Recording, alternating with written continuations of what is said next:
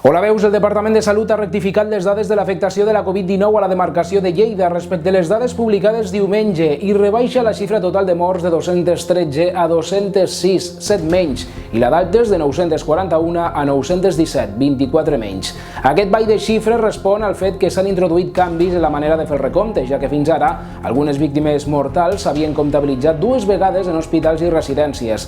En total ja hi ha 2.078 casos confirmats a la demarcació, 54 més en les últimes 24 hores.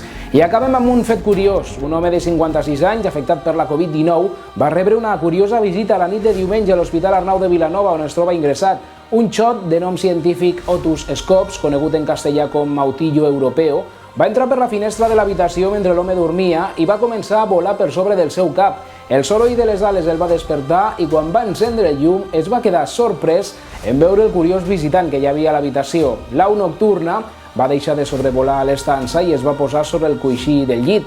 L'home no va voler espantar-la, va avisar els sanitaris perquè la veiessin, però quan van arribar l'au ja havia marxat pel mateix lloc on havia entrat. El fill del pacient creu que aquesta bonica au va venir a donar ànims al seu pare. De ben segur que aquest petit rapinyaire ha portat sort i salut a tots els pacients de Covid ingressats a l'Arnau i també a tots els professionals sanitaris.